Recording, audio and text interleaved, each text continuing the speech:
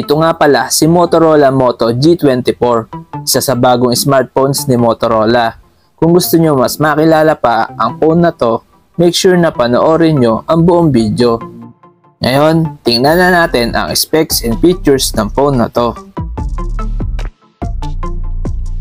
Meron itong 6.56-inch HD Plus IPS LCD display with 720 by 1612 pixel resolution, may 90Hz refresh rate, at may 570 nits of max brightness. Ang Motorola Moto G24 ay may operating system na Android 14 with MediaTek Helio G85 12nm chipset na may Mali G52 MC2 na GPU.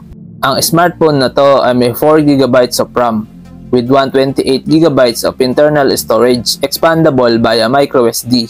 Ang Motorola Moto G24 ay may dual rear camera setup with 15MP main camera plus 2MP macro camera with LED flash, HDR, and panorama, at kaya nito mag-record ng video up to 1080p at 30fps. Sa kanya naman selfie camera, meron siyang 8MP wide camera with 1080p at 30fps video recording. Dito naman sa battery, meron siyang 5000 mAh battery capacity with 15W charging. Para naman sa security nito, meron siyang side-mounted fingerprint scanner and face unlock, at ito ay may stereo speakers.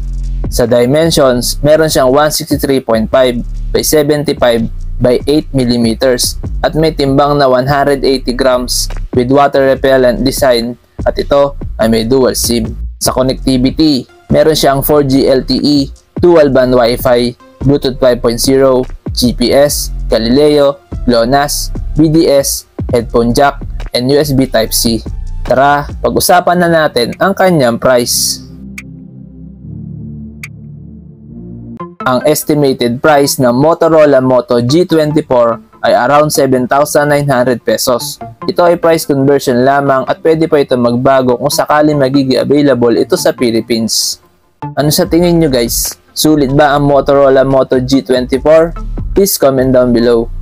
At kung nagustuhan nyo ang bidyong ito, huwag nyo kalimutan mag-subscribe, like at i-click ang notification bell. Maraming salamat! Peace!